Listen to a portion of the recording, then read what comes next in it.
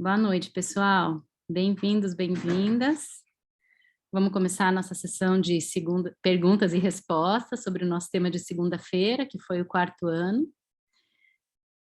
Como de costume, eu vou seguir aqui pelas perguntas que foram enviadas por escrito. Dessa vez a gente não teve perguntas no chat na segunda-feira, mas tivemos algumas no WhatsApp, então vou seguir por essas. E aí, vocês também, quem está aqui presencialmente, também fique à vontade para manifestar suas questões, né, que agora é a hora. Então, eu vou seguindo na ordem aqui, e a gente vai passando as respostas. Então, vamos lá. Perguntas da Ju. Eu vou tentar reunir, porque tem um bloco aqui de perguntas sobre planejamento da Ju, tá? Como é feito o caderno de planejamento das professoras? Cada uma constrói como quer, coloca as mesmas atividades das crianças, ou existe um padrão exigido? Só uma curiosidade. Então, esse é o primeiro bloco de perguntas. A primeira de todas era qual? Porque tem um bloco meio parecido, assim, né? Como é feito o caderno de planejamento das tá bom, professoras? tá bom. Então, eu acho que o que eu vou contar para vocês vai muito da minha experiência e do que eu vivi, a minha realidade dentro da escola que eu trabalhei durante 9 anos. É claro que eu vou ter referência de outros professores, porque a gente se encontrava em seminário, a gente se encontrava em IDW, a gente se conectava, né? Então, eu tive colegas que, no tempo que eu estava no seminário, a gente já tinha uma super afinidade, depois, peguei o primeiro ano, eu também peguei o primeiro ano. E aí a gente foi compartilhando ideias e planejamentos, e até o quinto, né? Então, vai muito da minha experiência, e por isso eu acho importante reforçar que isso não é nenhum padrão, nenhuma verdade, nenhuma forma que precisa ser feita, né? Imprescindível seguir esse caminho. Eu vou compartilhar um pouco de como eu fiz, e eu acho que, como tem outras pessoas no grupo, esse grupo eu acho que é o mais diverso, assim, né? Tem todo tipo, assim. Então, eu acho muito bom a Mônica e a Nicole compartilharem também sobre a dinâmica de planejamento dentro, né, dessa realidade de estar em casa. Então, comigo, tem um planejamento que é antes das aulas começarem.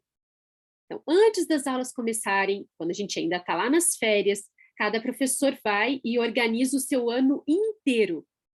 Esse é um planejamento que é mais estrutural, né? Eu entender que época que vai acontecer cada coisa, se tem época que vai precisar de mais do que 4 semanas ou menos do que 4 semanas, se tem época que eu vou precisar premeditar com muito tempo, assim, se tem passeio, se não tem passeio, né, se tem saída da escola, se tem acampamento, isso é um planejamento que eu sinto que é estrutural, porque é nesse momento que eu, inclusive, vou fazer uma coisa super importante de ser feita, que é isso daqui, quando chegar em agosto, eu não me sinto segura.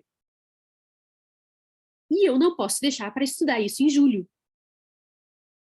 Eu preciso, desde janeiro, quando eu ainda estou em férias, saber exatamente tudo que vai acontecer durante o ano, e desde janeiro, organizar a minha dinâmica da semana para semanalmente, até eu ficar completamente segura e aquela época está totalmente pronta, eu ir preparando ela com muito tempo. Com muito tempo.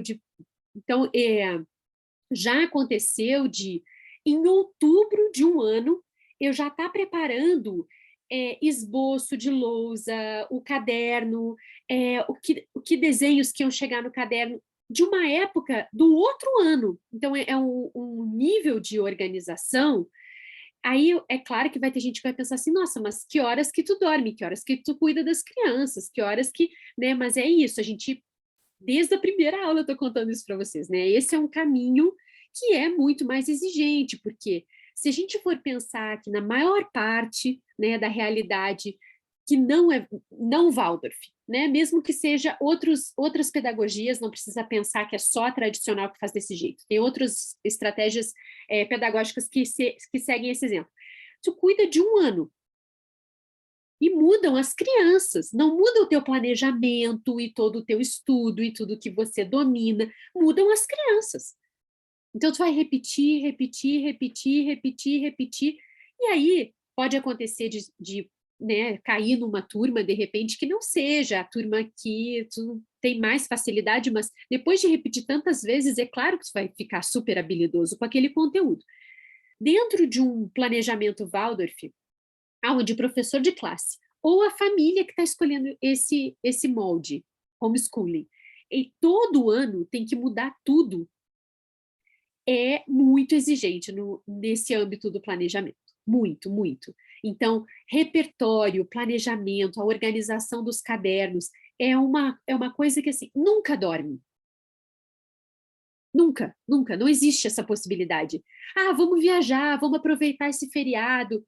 O que eu vou levar nesse feriado que ainda está meio capenga, que eu vou aproveitar para finalizar? O caderno, né, do quinto ano, que aquela parte de decimais que eu não estou dominando ainda, aquela parte de gramática que ainda está faltando alguma coisa. Por quê? Tem um preciosismo no primeiro e no segundo, com uma estética, porque tem menos conteúdo e, na verdade, eu estou mais voltado para a criação de hábito. Vai ser natural que tenha menos conteúdo. As crianças ainda estão acordando o seu neurosensorial, a sua capacidade de concentração, a sua memória, né, o seu repertório, o seu acervo de conteúdo. Depois do terceiro, vocês já viram isso, né? No terceiro ano, nossa, é muito mais conteúdo, são épocas maravilhosas da gente explorar. No terceiro ano foi com certeza o ano que eu senti mais diferença como professora, porque já eram cadernos muito grandes. Como que é o meu caderno? O meu caderno é muito parecido com o que as crianças vão fazer depois. Mas eu já tive, na verdade eu tenho, eu guardo tudo, né? Cadernos que são pauta, espiralzinho, caderno super papelaria, aquele caderno mais, sabe, adulto, assim, contando tudo que eu vou fazer, né? Nessa época eu vou fazer esse verso, eu vou fazer. Isso é um planejamento super para mim, né? As crianças não escrevem o verso todo no caderno, elas não. Mas tem um outro planejamento que é um caderno clone, né? Nessa época, na primeira página, as crianças vão fazer esse desenho, na segunda página, elas vão fazer a estrela, nesse outro, elas vão fazer o pulinho. Poxa, Laida, mas você nunca quebrou esse planejamento milhares de vezes. Milhares de vezes. Né? É claro, assim, chegou uma hora, a partir do terceiro ano, que eu peguei e falei, cara, não dá para eu ter um caderno igualzinho das crianças. Tem que ter o mesmo tipo de folha, mas vai ter que ser tipo um fichário, para eu poder depois encaixar o que eu mudei, porque começa a mudar muito, né? Aí a gente foi fazer uma visita, e eu não tinha planejado, por exemplo, de fazer um texto, de fazer um desenho depois, e a gente teve que fazer. Né? Porque as crianças estavam precisando digerir aquele passeio, conversar sobre aquilo, trazer as suas impressões, e eu, a princípio, antes da época começar, não tinha planejado isso. Então, tem coisinhas que vão chegando depois, mas esse planejamento ele é o mais alinhado, profundo e desenhado possível. Então, tem esse primeiro planejamento que é grande e que talvez não seja tão focado, que é lá nas férias em janeiro. Em julho, dá para fazer isso de novo, já para o segundo semestre, mas, na verdade, o tempo todo eu tenho que estar pensando 2, 3 épocas para frente. Então, a minha primeira, segunda e terceira época de um ano, elas não foram desenhadas, elas não foram aprofundadas, esses cadernos não foram feitos em janeiro, todos em janeiro. Teve caderno desses que eu já estava fazendo em outubro, novembro, dezembro, no Natal, eu já estava fazendo a terceira época. Então, tem uma coisa que é interessante de introjetar, que é assim, precisa de tempo. Precisa desse tempo. Mesmo que seja... E não é para ser uma coisa estressante. Então, todos os dias, de tal hora a tal hora, isso vai ser muito desafiador para os sanguíneos. Né? a disciplina do sentar para estudar, para montar material, para deixar o caderno todo pronto antes da época começar, a tentação, né, de não ficar só improvisando. Eu sei porque eu também tenho essa qualidade. Nós todos temos todos os temperos. Então, eu tenho temporadas que, apesar de ser hiper, ultra, master, fleumática e melancólica, eu tenho, né, uma coisa de começar a pipocar e precisar muito de foco, sabe? Então, é como que a gente exercita isso e aproveita essa oportunidade de crescer junto com as crianças. As crianças, elas estão o tempo todo dando a oportunidade da gente de crescer e de se desenvolver. Então, tem um primeiro planejamento, um planejamento que vai correndo com a gente junto com o ano, mas a minha dica, assim, para não ter imprevistos nunca deixar para preparar uma temporada um final de semana antes da primeira semana da temporada. Nunca. Isso nunca pode acontecer. Isso é a única coisa, assim, nunca façam isso, sabe? Eu não gosto de proibições, nem regras, né? Mas isso vai dar zebra. Não tem como planejar 4 semanas em um final de semana, não tem como desenhar uma época correndo no final de semana, planejar tudo com o primor que as crianças merecem e deixar para a segunda semana eu faço no próximo final de semana. Por quê? Porque aí, no próximo final de semana, a gente já está um pouco diferente. E aí, ao invés de mexer numa estrutura que já está organizada, eu vou começar a pirar. Eu vou esquecer exatamente, a ansiedade vai também atrapalhar muito, né? E, assim, numa época que eu preciso de ajuda, cuidem dela com muito tempo antes. Muito mesmo, tá? Acho que isso é o essencial. Tem uma regra, tem um errado, tem um certo? Não, mas geralmente toda escola tem um grupo de colegiado que se ajuda. Então, eu posso sempre, se eu tiver no 3º ano, se eu tiver no 4º ano, eu sempre posso trocar figurinha com quem está no 5º. E já fez o 4º. Como é que você fez essa época? Ai, me ajuda aqui, estou precisando de uma força. Como que isso pode chegar? Quais foram as imagens que você usou? Um apoio interno de dentro do próprio colegiado. E tem a maior parte, né? Claro que vai ter escola que não, mas aí a gente sempre tem a possibilidade de fazer isso individualmente. Então, até a escola ter um tutor, eu corria atrás das outras professoras, dos meus professores de seminário, que eu admirava. Estou com dificuldade nisso, como é que eu faço? Né? Aí eu me matriculava num curso de férias, né? A gente sempre tem a liberdade de correr atrás de ajuda. Mas o tutor, ele também tem esse papel. Ele é a pessoa, ou o tutor ou a tutora, né? Que vai pegar e vai falar isso. Olha, eu estou indo para a escola na última semana de janeiro, eu quero ver teu planejamento, eu quero ver os cadernos das 3 primeiras épocas, eu quero saber o que está faltando, o que você precisa de ajuda, eu quero todas as dúvidas. E aí, dependendo do tamanho do colegiado, ele pode sentar sozinho contigo ou com um grupo. Eu vou pegar a professora do 1º, do 2º, do 3º e vamos ficar a tarde inteira aqui reunidos até sanar as dúvidas. Ou pode sentar exclusivamente contigo, vamos lá, esse planejamento. Isso aqui está furado, isso aqui está ótimo, aqui está muito nebuloso ainda, o que vai acontecer, preciso que tu vá me mandando isso muito antes. E o tutor, ele vai fazer esse papel. Então, já aconteceu, não comigo, porque eu sou melancólicaça, né, gente? Então, eu nunca deixei para a última hora. Mas já aconteceu de outros colegas chegarem uma semana antes de começar a época e mandar a dúvida para o tutor e ele falar, agora? Tá brincando, né? Se eu te responder, eu vou só te desesperar. Eu vou fingir que eu nem vi essa pergunta, porque não tem cabimento me fazer essa pergunta agora. E aí, é claro que para não queimar o filme com o tutor, a gente se organiza para não fazer isso, né? Então, é isso, tá? Não sei se eu respondi todas. Acho que foi todas. Acho que sim, a Ju até falou que foi bem esclarecedor. Então, tá bom. Eu vou complementar bem rapidinho, só com a experiência de quem está em casa, que na verdade é muito parecido, com a diferença que a gente não tem um colegiado. Então, a gente tem que buscar outros recursos, assim, né?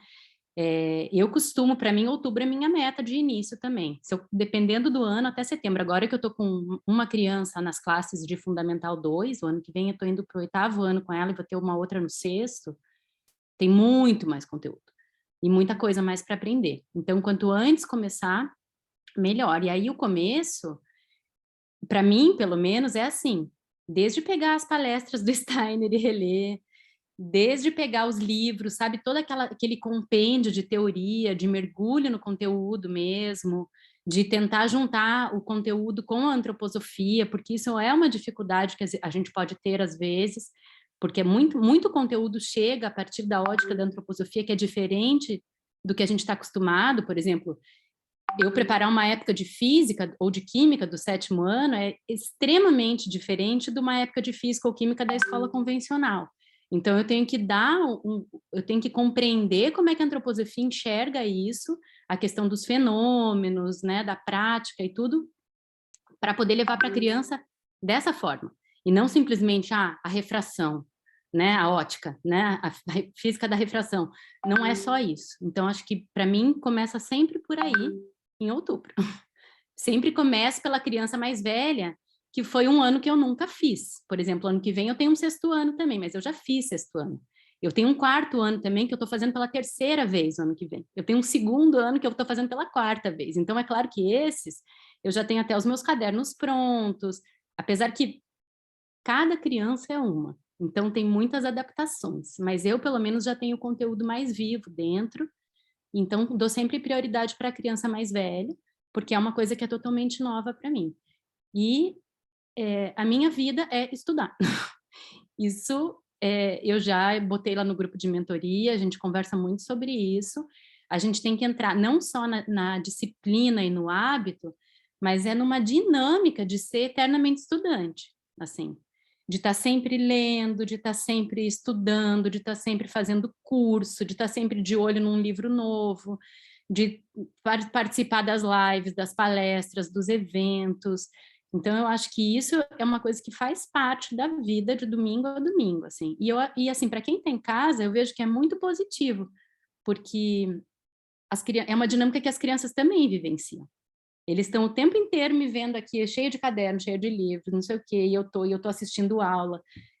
Faz parte, né? Então, eu acho que também se reverte em algo de aprender a aprender, assim, né? Então, isso é muito, muito bacana, assim, no processo de quem está em casa. Outra coisa que eu acho importante, assim, é a gente organizar o nosso ano antevendo os períodos que a gente vai ter para mergulhar mais fundo. Então, obviamente, esse período do verão, né? Tanto que a gente começa a nossa oficina de planejamento aqui sempre no começo de dezembro, que é justamente para dar esse mergulho para que as mães, né, as famílias que vêm participar da oficina com a gente, tenham esse tempo do verão para mergulhar. E quando a gente orienta a fazer o calendário do ano, então a gente vai dar uma pausa aqui no outono e vai dar uma pausa na primavera, tem tal feriado, tem em julho a gente vai parar, sei lá, 3 semanas no inverno. Ter esse mapa, porque a gente sabe também quando que é o tempo que a gente vai ter de pausa das aulas para fazer as nossas próprias imersões de planejamento, né? Refrescar coisas aí que ficaram do verão, fazer um curso, enfim, né? Eu acho que visualizar o ano com esses intervalos, né? Que não são intervalos, intervalo para as crianças que vão ter uma folga, mas para a gente é um tempo de muito mergulho no planejamento, assim. Então, isso. Aí, na prática, no dia a dia, como que funciona? É um método parecido, mas eu aqui, no fim, o que eu acabei foi que eu faço sempre o caderno do ano. Então, eu tenho, agora, por exemplo, eu tenho 4 cadernos, do 1º ano, do 3º ano, do 5º ano e do 7º ano, que é a minha realidade hoje, né? Nesse ano de 2022. Cada um tem uma cor de capa e é o caderno que eu vou espelhar para as crianças, que lá vão ter os desenhos que eu vou mostrar para eles, os exercícios, as minhas referências, de onde que eu vou buscar música, quais são os poemas, enfim, dependendo da necessidade de cada ano, é isso que vai estar ali no caderno. Isso, claro, as crianças não têm acesso e esse planejamento está dia a dia. Eu tenho essa visão do todo, da época, porém, todo domingo, de tarde, é o dia de eu sentar e rever esse dia a dia. E colocar o que não está feito, mas não é assim, não é aprender o que eu não aprendi. É, esse desenho aqui não está legal, eu vou arrumar. Eu preciso, para quinta-feira, ter papel de aquarela e, enfim, alguma outra coisa que eu não providenciei. Então, é nesse nível de organização bem tática, assim. Porque tudo que eu tinha que estudar, eu já estudei bem lá atrás, né? E, então, eu acho que... Até estou com um caderno aqui, vou mostrar um pouquinho para vocês. Mas, ó, isso aqui é um caderno de 2º ano. É um caderninho de planejamento, ó. Então, ele está bem assim, ele está no dia a dia, com desenho, né? Tudo é o meu esboço. Ó, tá aqui uma musiquinha de euritmia, tem lá os gestos, né, que a gente vai fazer. Então, é esse tipo de anotação, dia 1, dia 2, dia 3. Só que isso a cereja do bolo, assim, né? É um tático mesmo, é o esquema para a gente estar no dia ali sabendo exatamente a sequência do que vai ser feito, né? Os desenhos estão aqui também.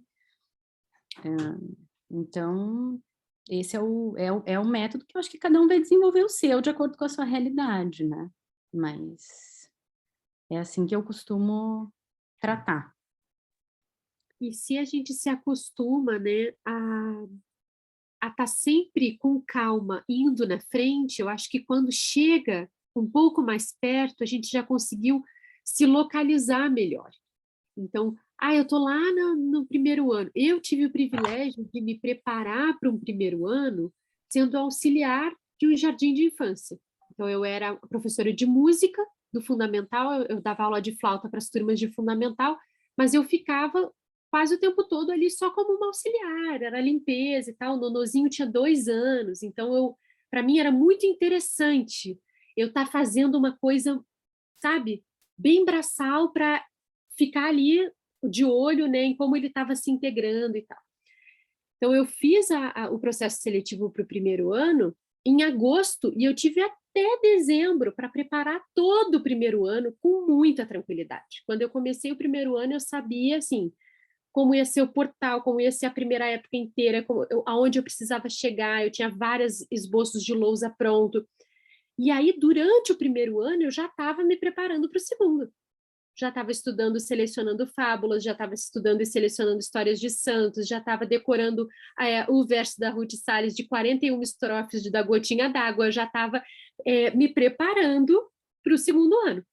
E no segundo, aquilo já estava tão organizado que, na verdade, eu estava dando aula aqui, consertando nos domingos, né, o que precisava de arrumação, mas já estava lá no terceiro. Então, eu acho que a gente tem que estar sempre com bastante tempo e não a gente, independente da condição. Se eu estiver numa escola Waldorf, se eu estiver numa escola pública que não é Waldorf, que ninguém me entende, mas eu quero ser o mais perto da antroposofia possível. Se eu estiver em casa, independente da situação, eu sinto que o compromisso com a antroposofia, ele fala de a gente não se acomodar num lugar só onde a gente brilha. Então, o que eu sinto é como a gente faz para estar o tempo todo lapidando as minhas dificuldades, os meus desafios, né? Porque todo ser humano é assim. E para as crianças, o processo de construção de conhecimento, reconhecendo nessa autoridade amada esse esforço de desenvolvimento, é muito interessante. Né? Nem combinaria essa professora ou esse professor ser completamente perfeito e o tempo todo tudo que ele faz é divino sabe, e completamente porque é irreal. Então, aonde eu mostro para a criança que eu preciso me esforçar muito para fazer. Né? Então, tem isso, assim, né? A coisa do estudar o tempo todo e de mostrar todo o processo e de mostrar para as crianças, nossa, isso, e conversar com elas sobre isso, né? E ter tempo. Então, eu mostrar que eu tenho dificuldades e desafios não quer dizer que eu vou me preparar menos para aquilo. Aí eu preciso me preparar ainda mais. Né? Então, assim, a minha dificuldade, a minha questão, ela é a matemática. Então eu vou fazer o quê? Eu vou fazer temporadas de ciências maravilhosas, eu vou cantar as melhores músicas, eu vou ser a melhor professora de flauta, eu vou fazer a melhor época do ano de gramática, e a matemática eu vou assim, meio como quem não... Não, mas as crianças precisam de uma matemática muito boa também. Como eu vou me preparar para isso? Né? Eu sinto que encontrar esse caminho de acolher e declarar para as crianças que a gente não é brilhante, que a gente não é maravilhoso em tudo, mas contar para elas o esforço que mora aonde a gente tem dificuldade, né? Ao invés de, não, mas isso eu faço meio assim mesmo e eu deixo para estudar em cima da hora mesmo, né? Porque isso é muito contraditório para as crianças, né? Como assim? Né? Aquilo ali tá tão maravilhoso, isso aqui, tipo, como assim, né? A gente chegar numa construção de caminho consistente, mesmo que dê muito trabalho. Eu acho que é isso. Para mim, planejamento dentro do contexto da pedagogia Waldorf fala principalmente disso, sabe? Da gente não se acomodar só onde a gente brilha, da gente fazer as coisas com calma, da gente fazer as coisas com muito tempo, da gente esquecer que tem férias. A gente está o tempo todo estudando e é isso, essa é a nossa escolha. O tempo todo a gente está estudando. Então, como a gente se acostumar com isso e isso ser uma coisa prazerosa, isso ser uma coisa feliz, né? Porque se for sofrimento, as crianças também vão sentir isso, né? Tem que ser gostoso. Encontrar esse lugar do ser bom, eu acho que é divino, assim, na verdade. Porque aí a gente entrou naquele ambiente da educação, assim, que é tão precioso do ser humano, assim, do ser humano ter essa vontade de ter consciência, de conhecer o mundo, de saber as coisas e sentir prazer nisso, assim, né, se sentir em busca da sua própria evolução, de encontrar, de superar suas dificuldades. Eu acho que isso que faz brilhar, né, muito mais do que um resultado, mas isso brilha para as crianças, assim, é muito diferente quando a gente chega com esse brilho, assim, para trazer um conteúdo, né, você fala, hoje a gente estava estudando o Egito aqui, né, 5º ano, e eu estou fazendo o 5º ano pela 2ª vez. Essa história da Ísis e do Osíris é uma história que me emociona muito, assim. Então, quando você entende, sem falar isso para criança, óbvio, mas que você entende o que está por trás disso, no sentido de evolução da humanidade, da mensagem que tem, assim, é muito emocionante. E toda vez que eu levo isso, vem com tanta emoção, assim, sabe? Que daí você vê, assim, o tanto que a criança, quando você olha, ela tá assim, ó, né? Daí o caderno, assim, é aquele caderno mais lindo, mais brilhante, eles sentem vontade de mergulhar naquele caderno e fazer aquele desenho da Ísis, assim, e recitar a prece da Ísis, porque entenderam todo o mergulho que tem nosso por trás disso, assim, que é o brilho da educação mesmo, né? Isso é muito emocionante, assim, então eu acho que é esse lugar que a gente tem que encontrar, mesmo que seja extenuante de vez em quando. Mas acho que esse lugar do amor e do prazer e da satisfação, assim, em poder aprender e poder oferecer, esse servir, assim, é o mais incrível. Eu acho que isso tem um impacto gigante para as crianças. E para a gente também, né? Nem fala, porque no fim quem mais aprende somos nós, né? Sempre. Eu não sei se a Nicole também quer compartilhar alguma coisa, mas a Beth fez um comentário ali, isso quando a gente não chora, né? De vez em quando, no meu 3º e no 5º, aconteceu de chegarem crianças novas na minha turma. E aí, é claro, né, eles tinham menos intimidade comigo, eles estavam comigo há menos tempo, né? Então, na hora da história, por exemplo, acontecia, né? Eu sou a mais empolgada, gente, assim, sabe, com história, e eu fico ali, eu choro lendo livro, eu choro vendo quase todos os filmes. E aí foi muito fofo, porque eu me emocionei contando uma parte da história, e aí a criança ficou tipo, meu Deus, o que está acontecendo com a prof, né? E aí uma outra que estava na turma desde o começo, ela botou a mãozinha na perninha dele, assim, tipo, acalmando ele, assim, falou, ela é muito fofa mesmo, né? Ela até chora olha só. Tipo, ela viaja nas histórias mais que a gente. Aí a criança, tá, então tá. Então, nossa, rolava direto de chorar, gente. O Ragnarok, né? Para mim, pelo menos, é matador, assim, toda vez falo, nossa. Gente, aquilo para mim foi Eu muito também. difícil. Chorei muito, chorei. Eu não conseguia nem... era super difícil até de contar. Eu falei, como? Perder a compostura Gente, total. O mundo E os meus filhos, acabou! eles ficam acompanhando, né? E aí eles ficavam assim, mãe, quanto tempo que falta para o Ragnarok, hein? E aí eu ficava, ai, gente, eu tô contando os dias, meu Deus, eu vou chorar muito, vai ser muito difícil. E aí eles, não, mãe, vamos lá, treina com a gente. E aí eu começava, e aí, mãe, respira, é só pra gente ainda, tá? Você já sabe, todo mundo morre, vamos lá, mãe. E aí eu ficava, né? Aí no dia da história, eu já cheguei assim, né? Super cerimônia, meu Deus, hoje o capítulo, né? E aí, gente, da metade para o fim eu já estava chorando muito. E as crianças chorando muito, porque tinham algumas histórias que eles ficavam assim, tipo, ai, gente, a prof chora muito, se emociona e viaja aqui, tá tudo bem. Mas tinha uma coisa respeitosa, assim, um olhar amoroso, sabe? Tipo, tá tudo bem, prof, tudo bem, vamos lá, você consegue.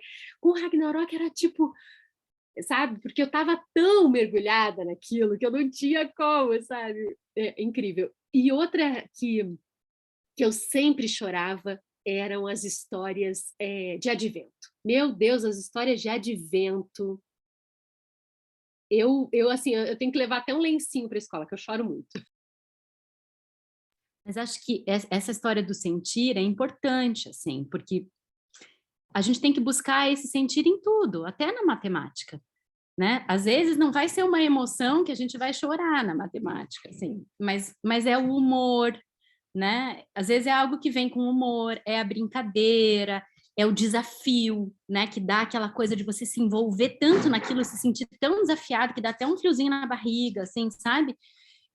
Essa emoção, seja ela de que natureza for, que se cria em torno da época, eu acho que é isso que a gente tem que tentar criar, né? Assim, é isso que a gente tem que tentar levar para a criança, e acho que a gente só alcança isso se a gente realmente mergulhou no que a gente está trazendo, né? Se a gente mergulhou naquilo e, né, se a gente tem capacidade de ensinar frações se divertindo junto com as crianças e realmente, autenticamente aproveitando aquilo.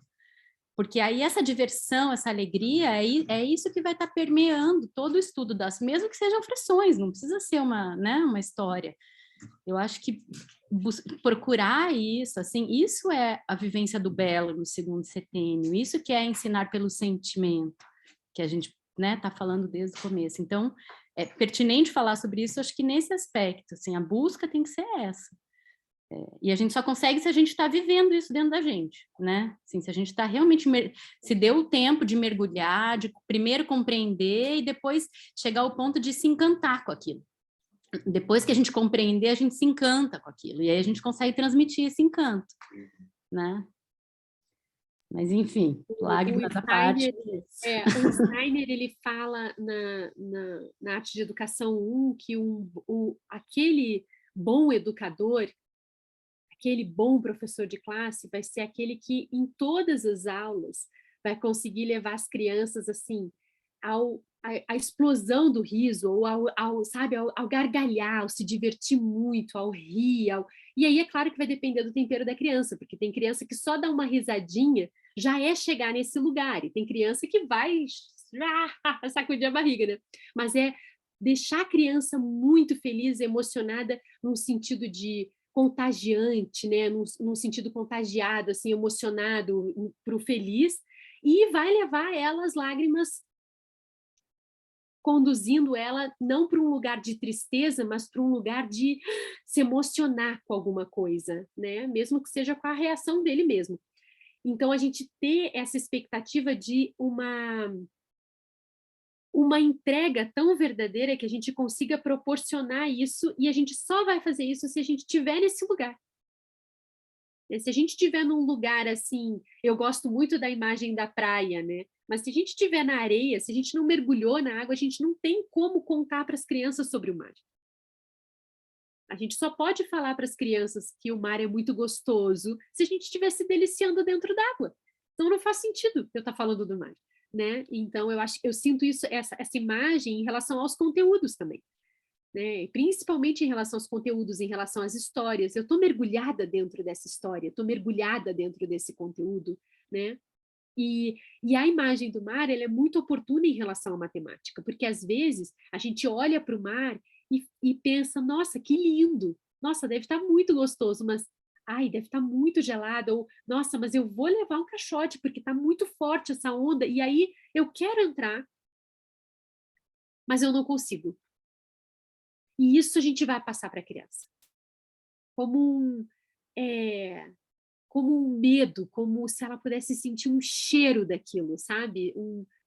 Mas isso não é verdadeiro, tu é sempre tão verdadeira comigo, o que tá diferente? Tem alguma coisa no ar que tá diferente. E as crianças vão sentir isso, né? Então é isso, assim, só para a gente acabou aprofundando um pouco mais, né? Porque as perguntas eu achei importante trazer esses elementos.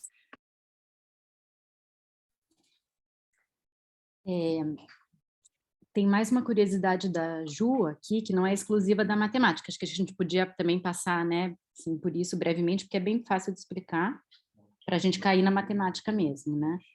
Como funciona a rotina no ensino fundamental, porque acredito que não seja igual no tradicional, que a criança tem apenas 15 minutos de intervalo. Isso aí acho que vale mais, é uma pergunta mais relacionada à dinâmica da escola, né? Não é que seja uma regra, de forma alguma, mas eu sinto que todos, quando fazem a formação, quando eu falo do seminário, eu não sei se está claro para todos, mas é a formação para ser um professor, para ser um educador Waldorf. Existem muitas formações dentro da antroposofia, e quando a gente escolhe ser professor, a gente vai fazer o seminário. É como se fosse uma faculdade Waldorf, né? Dentro do seminário, a gente tem 2 anos de introdução à antroposofia e 2 anos onde a gente escolhe se a gente quer ser um educador de jardim de infância, se a gente quer ser um jardineiro, uma jardineira, ou se a gente quer ser um professor de classe. E aí essa turma ela se separa, né? A gente vai comer junto, dormir junto, né? Porque é num alojamento, são módulos. Eu, pelo menos, fiz um seminário imersivo, então eu ficava lá hibernada lá 1 semana, 4 vezes por ano. E aí, o que acontece é que, durante essa fase do seminário, a gente vai ter um caminho, um desenho de caminho, do que a gente vai aprofundar muito na criança de 2º setênio e vai ter essa perspectiva, sabe? De, olha, o ideal é ter uma aula principal, na aula principal, a aula principal ela é trimembrada, então a gente tem um momento de recuperar uma retrospectiva do que aconteceu no dia anterior, a gente tem um momento que é mais de se envolver com uma coisa, se entregar para uma coisa, fazer uma atividade artística, tem uma parte que é mais do querer, mais estruturada para fazer alguma coisa, para aprender uma coisa nova, então quanto tempo isso, né, quanto tempo isso deveria ter, o que acontece antes disso, quando as crianças chegam, né, como o professor recebe as crianças, então tem toda uma visão de como fazer isso, né, a importância de uma roda principal, o que a gente faz na roda principal, que é dentro dessa aula, né? Mas é um momento realmente separado, que a gente está em pé, que a gente está fazendo coisas. Depois tem a hora da história, ela pode variar, né, durante a manhã. Você tem professor que conta antes da hora do lanche, tem professor que conta antes da hora da saída. A gente tem uma flexibilidade também para construir isso, mas dificilmente um professor vai começar o dia, por exemplo, fazendo as atividades complementares, porque ele entende que, quando a criança chega, é o momento que ela está mais disponível para aprender. Então, eu vou aproveitar para trazer coisas novas, eu vou aproveitar para trazer o conteúdo da minha época, né? Dependendo da minha constelação de turma, pode acontecer de eles durante as atividades complementares, que são depois do recreio, se agitarem muito, por exemplo. E aí, eu reconhecendo isso, eu contar a minha história anímica antes de entregá-los para as famílias, para já dar uma regulada ali no humor, na exaltação ali, para eles irem um pouco mais tranquilos para casa. Tem professor que aproveita que depois de uma aula principal eles já estão, né, mais tranquilos, para aproveitar esse momento para emocionar, para contar a história. Então, isso varia. Geralmente, o que a gente faz é isso, né? Tem uma estrutura, mais ou menos assim. Dentro dessas 4 horas, o que eu acho importante de destacar, que é muito diferente, se eles chegam, a gente faz o verso, a gente faz, né, esse ritual de boas-vindas todos os dias, né? De organizar essa alma de grupo, de harmonizar isso de uma forma. E aí cada professor vai fazer do seu jeito. Comigo sempre funcionou muito pelo ritmo do corpo, pela música, mas tem professor que não, que vai fazer outra coisa. Na roda, eu já trago muito conteúdo, mas sempre de um jeito muito fluido. Eles acham que estão brincando, eles não acham que estão realmente concentrados aprendendo. É um momento mais, mais solto. Quando a gente senta para trabalhar, a gente está falando aí se a gente chegou às 8, a gente está falando de sentar para trabalhar sentados, concentrados, conduzidos, 9h30. Então, tem um tempo muito grande, diferente de uma outra condução que não seja Waldorf, que é de aprender pelo movimento. A gente não está só brincando. Para o professor tem que estar muito claro que ali ele está aproveitando muito aquele momento para reforçar coisas, ou para aprofundar, ou para acordar conceitos, mas só que tudo muito, muito brincando, sabe?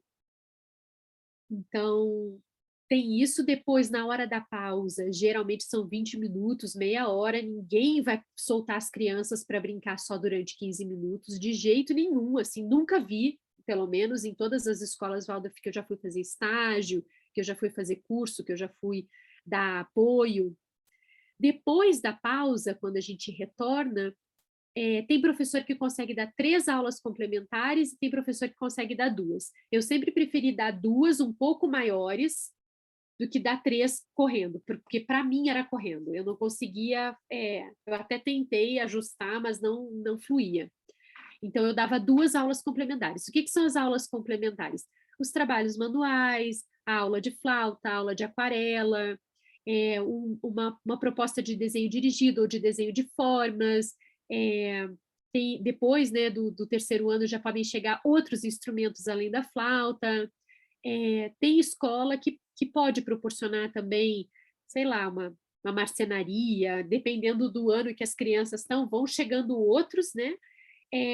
Na minha, como era um sítio, tinha jardinagem, sempre teve, todos os anos, só que com um foco diferente, mas sempre teve essa coisa de botar a mão na terra. Então, são as atividades pedagógicas que a gente vai fortalecer muito a arte, porque eu entendo que a pedagogia Waldorf é uma construção de conhecimento pelo caminho da arte, mas tem outras coisas também. Dá um exemplo, Laida. A partir do 3º ano, a gente tinha, pelo menos uma vez por semana, uma aula de caligrafia, um dia da semana que a gente podia ter um tempo com calma para organizar que livro eu vou levar para casa. Tinha um clube da leitura dentro da sala, uma biblioteca que os pais me ajudaram a montar, e aí tinha um tempo para não ser correndo, para não ser... Né, tinha um tempo da semana organizado para o clube da leitura, para eles compartilharem que parte do livro estavam, apresentar algum trabalho, trocar de livro. Então, conforme os anos vão passando, essas complementares elas vão mudando também. Então, eu sinto que é isso, assim, na verdade, é bem diferente, né? Porque tem um desenho que é projetado para ser diferente, e eu sinto que é para ter muita tranquilidade de se movimentar. Então, Laida, mas e as crianças que não precisam se movimentar? elas não se prejudicam por ter a oportunidade de se movimentar.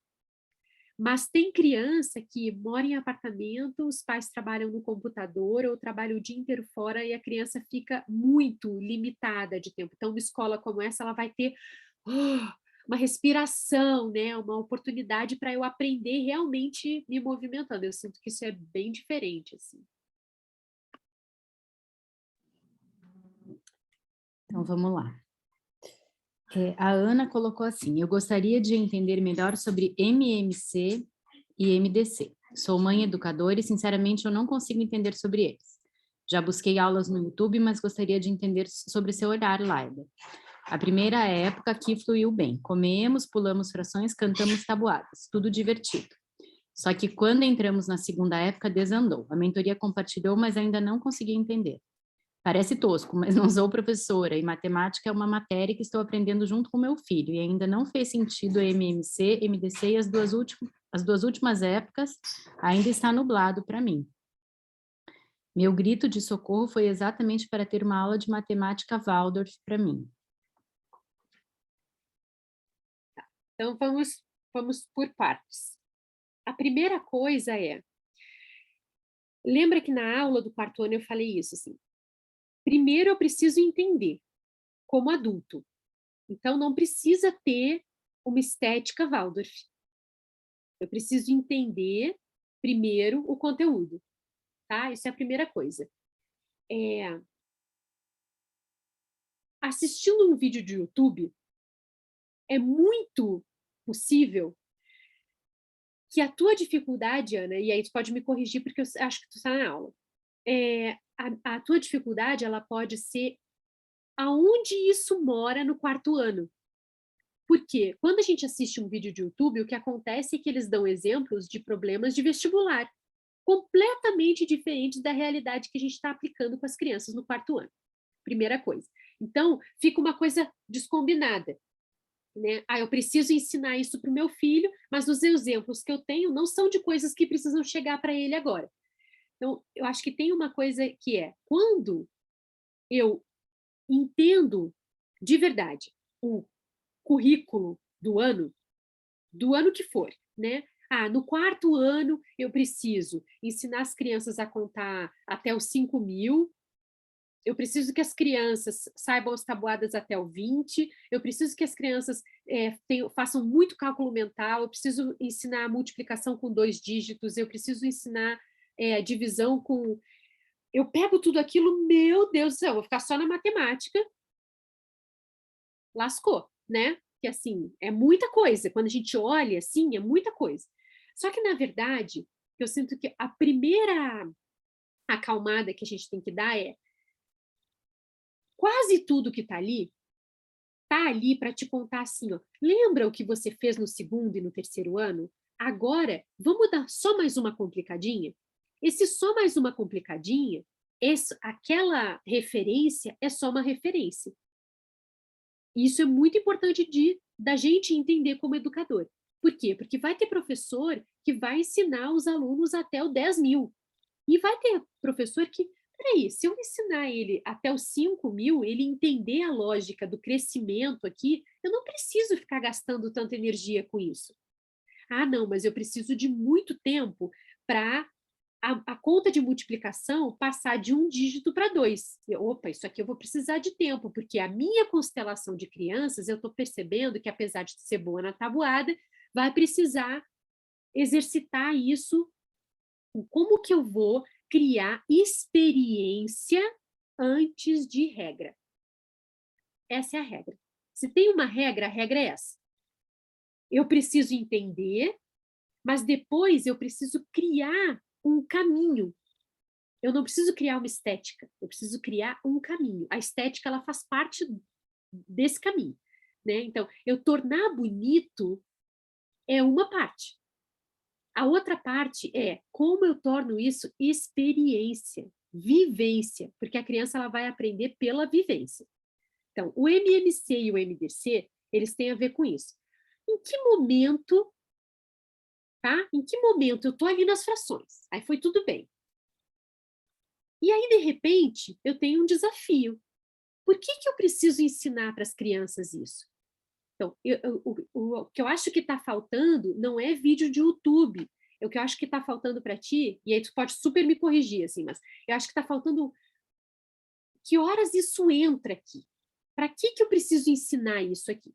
Então, quando a gente está exatamente isso. Tá, quando a gente está ensinando frações, o que acontece é, eu tenho aquelas 3 possibilidades, né? Eu posso ir do inteiro para as partes, eu posso ir o ideal é que eu passe pelas 3 quando eu estou apresentando as frações para as crianças. Eu estou indo do inteiro para as partes, das partes para o inteiro, e eu comparo coisas. Aí eu dei o exemplo da árvore, tá? Quantas vezes essa árvore pequena cabe na grande? Né? Se eu dividir a grande, quantas vezes... Aí eu posso criar várias situações. Ok.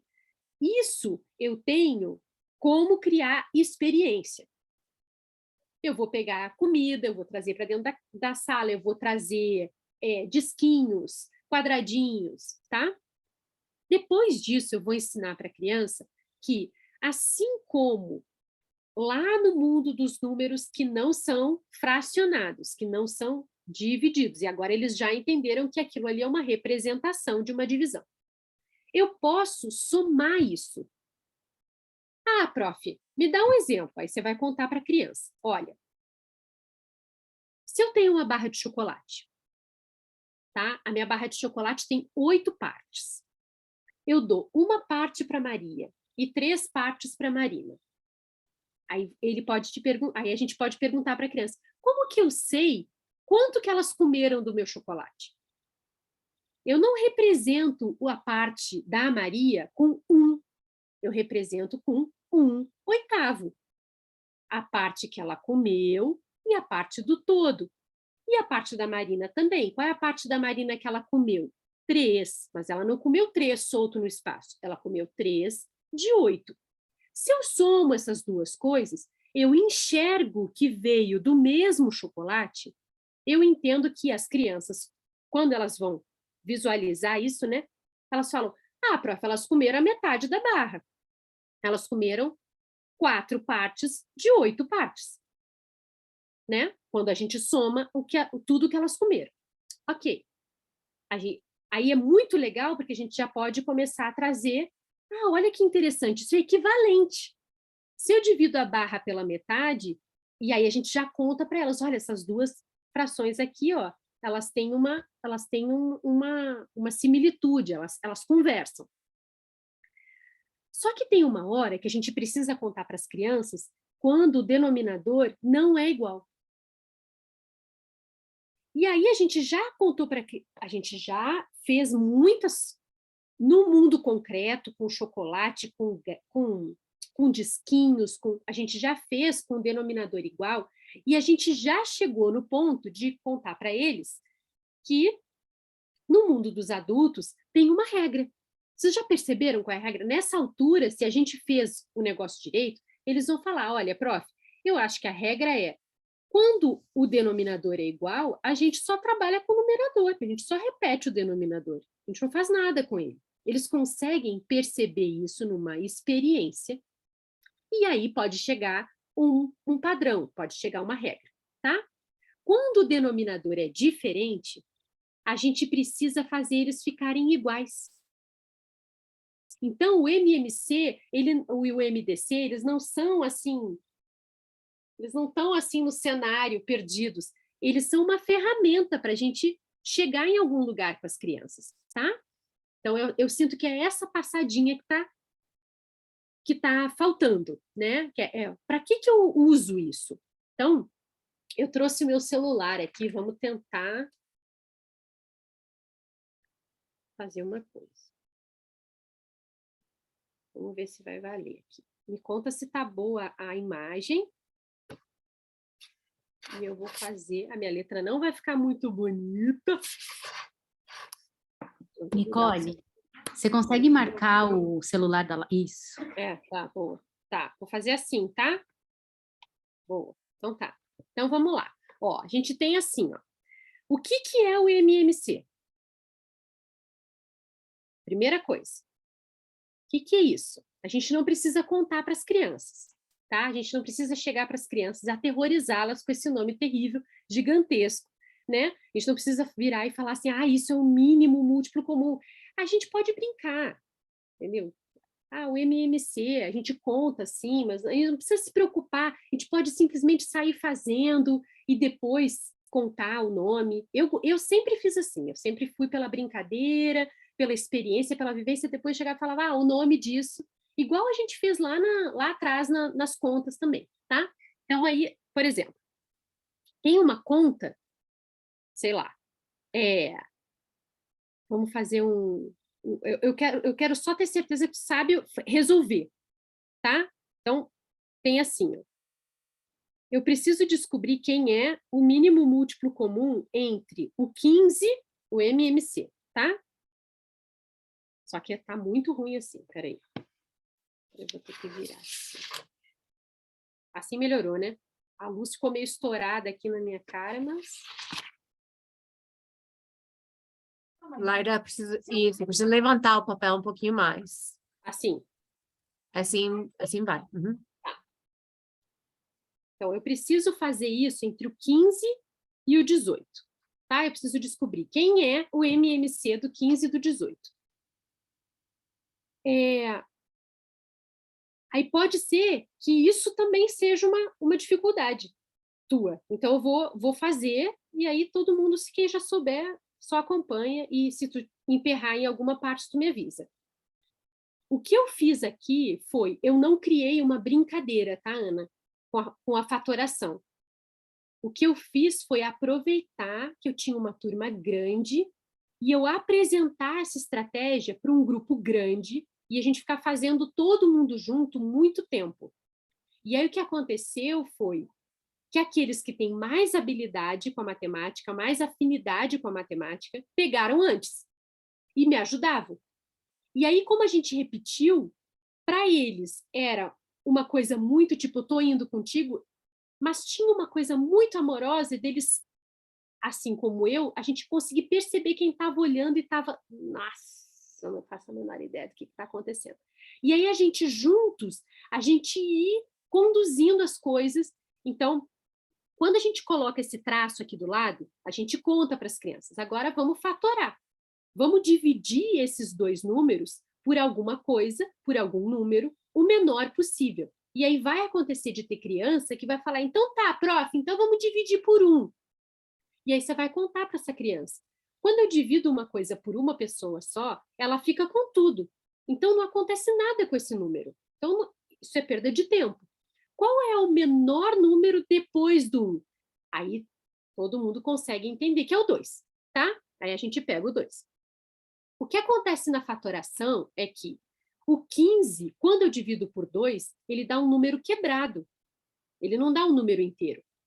Então, eu vou repetir ele. Eu não vou fazer nada com ele. E eu vou contar isso para as crianças. Eu posso até aproveitar para fazer um treininho de conta de dividir aqui do ladinho. Eu faço 15 dividido por 2 e as crianças vão perceber que não dá certo, que vai ter que ter vírgula.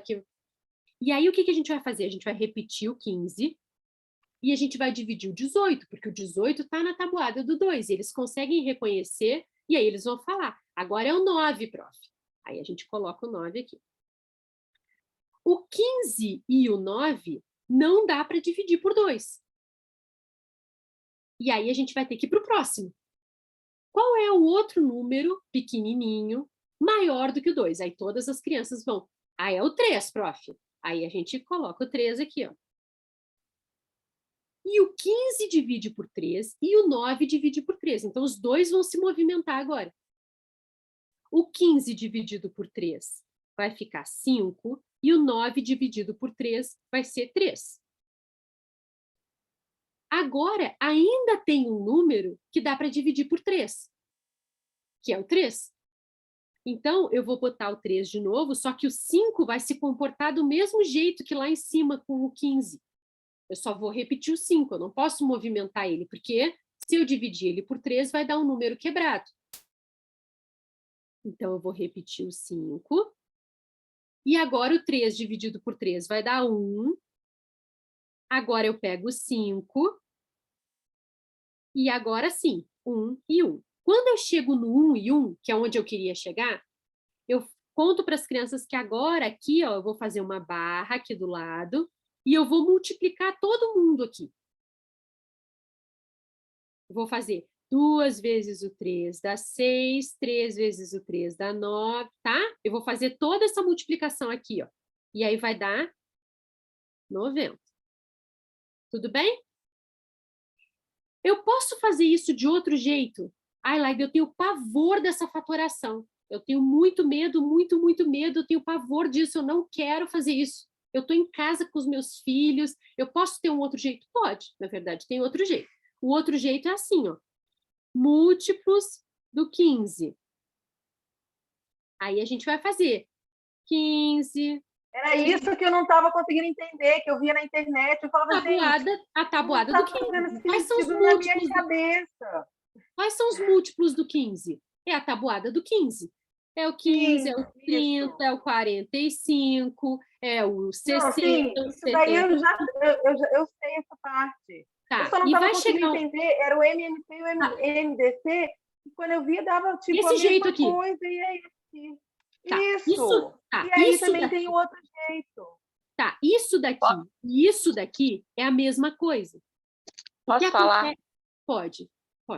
Ó, antes de eu apresentar o MMC na vertical, eu fiz ele na horizontal. Eu falei, ó, vamos encontrar todos os múltiplos de 15, depois a gente encontra todos os múltiplos de 18, e aí a gente vai encontrar o que eles têm em comum, o primeiro número em comum deles. E aí depois eu mostrei o atalho. Sim. Entendeu? Aí ela entendeu, ela falou, nossa, que trabalho. Eu falei, agora imagina com um número muito grande. A gente vai ficar listando isso até... agora. Entendeu? O MMC é o atalho. Isso daqui, ó, é onde geralmente muitos professores, não é só tu que é mãe, muito professor, também fica aqui, ó, meio, meu Deus, bota a barrinha ali, ai, meu Deus, eu tenho que multiplicar. Não estava fazendo sentido para mim. Bug. Eu não estava entendendo, porque eu via que era a mesma coisa. E aí, é a mesma coisa. Gente, eu não lembro da época de escola. E aí foi aonde deu um nó. Eu falei, gente, mas MMC, MDC é a mesma coisa. É. Então, não, isso daqui, ó... Essa parte, esse atalho... Isso tudo aqui, ó, é MMC. Eu não falei de MDC ainda, tá? Eu não falei de MDC. MDC também vai acontecer isso. Vai ter um caminho que é assim, que é muito legal que a gente comece com ele, porque as crianças vão visualizar. Só que aí as próprias crianças vão concluir que ele é muito trabalhoso. E aí, depois de treinar muito, a gente vai para o atalho, porque elas já introjetaram aquilo ali, tá? Então, isso daqui, ó, é MMC. Eu quero encontrar o mínimo múltiplo comum. Ok. Aí, eu posso precisar de MDC. E aí, eu vou fazer a mesma coisa. Eu posso fazer, primeiro, eu quero encontrar o mínimo múltiplo comum do 9 e do 12, tá? Vamos fazer diferente agora. Aí, quem são os números que...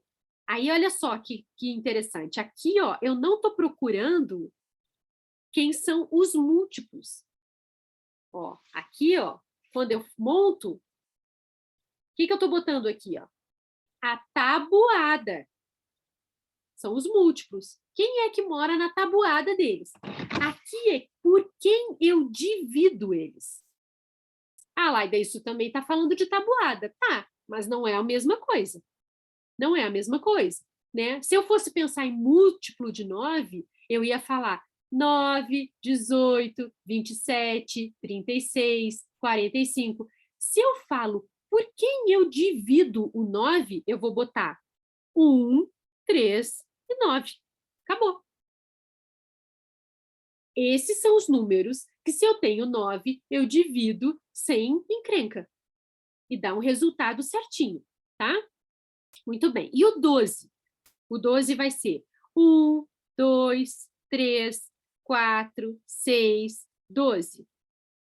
E aí as crianças vão perceber que tem uma coisa em comum. Só que agora é o máximo divisor comum.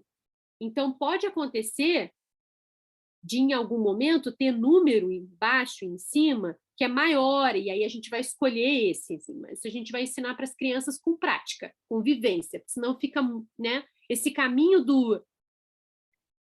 Aí a regra é a única coisa que é completamente diferente na pedagogia Waldorf.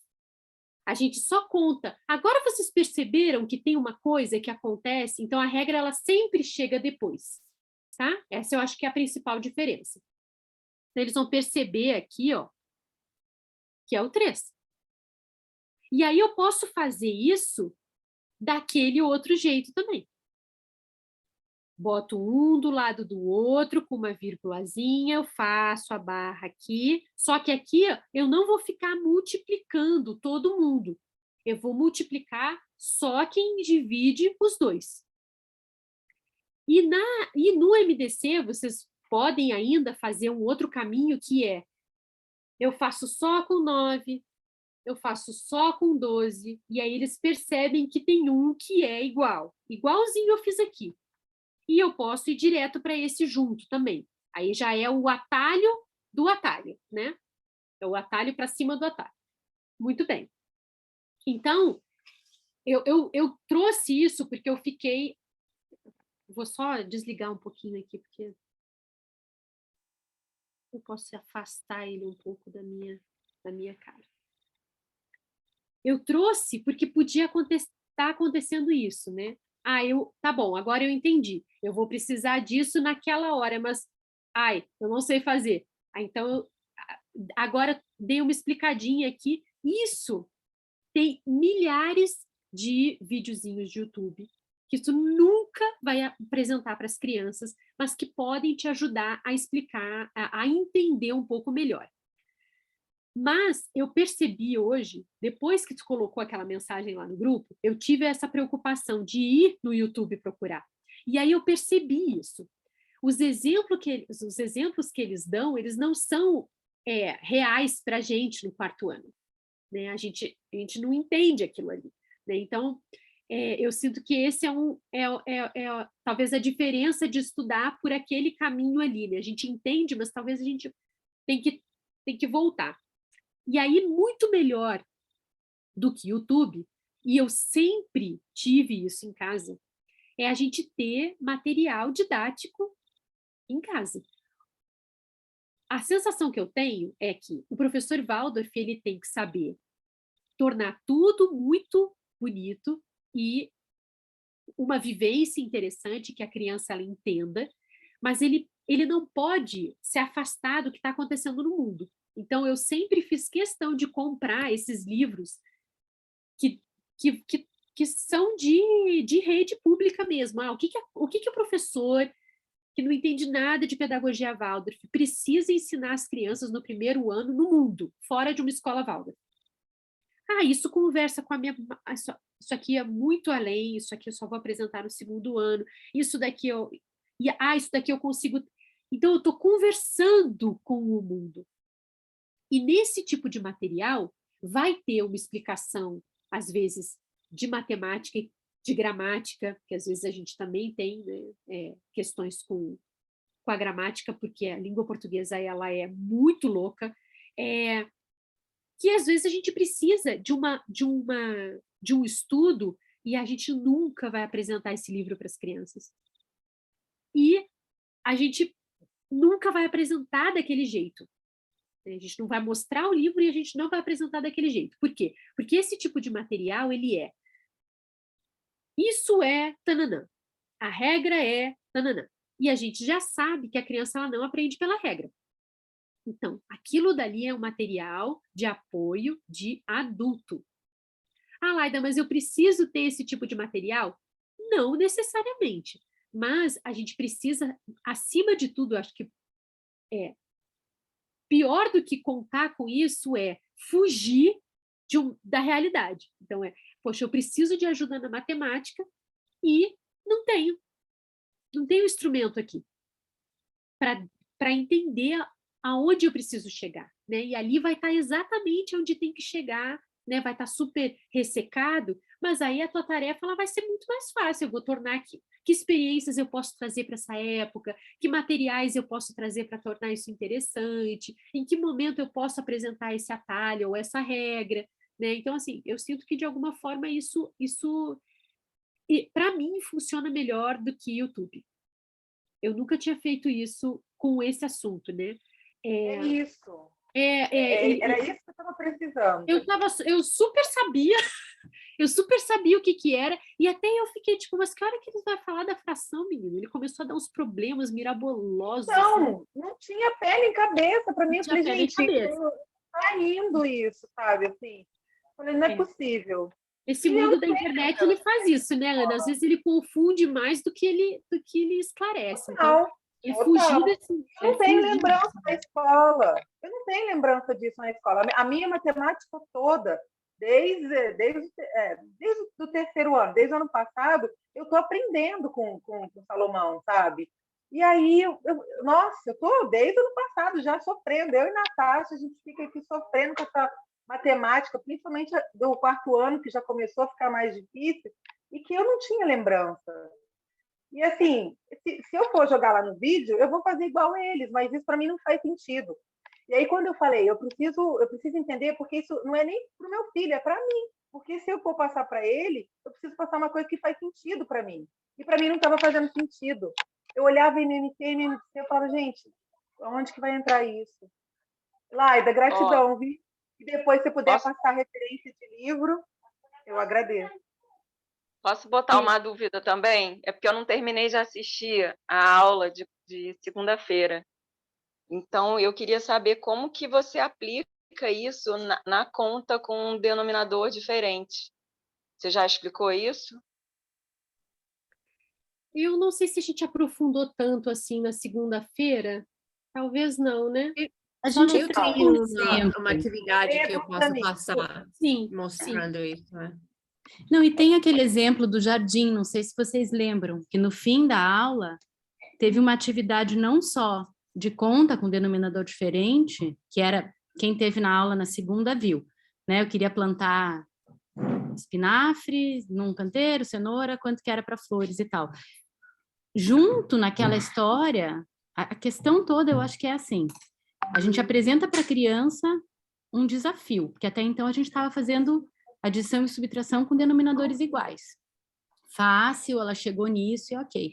De repente, a gente tem essa novidade de ter que somar ou subtrair com denominadores diferentes. Como que a gente vai fazer isso?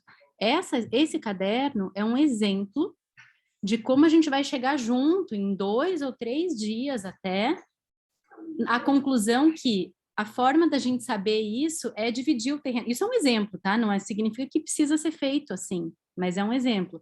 Dividir o terreno em partes iguais, porque aí a gente vai conseguir achar frações equivalentes, né? Que foi uma coisa que a gente já viu antes, na primeira ou na segunda época, né? E com denominadores iguais, e aí a gente vai poder somar, por exemplo. Né? Então, isso é um recurso. A criança entender, antes da gente apresentar esse método que a Laida mostrou agora, eu acho que a primeira coisa é a gente saber isso. Temos uma novidade aqui. Fazer uma operação com denominadores diferentes. Esse é o primeiro ponto. Né?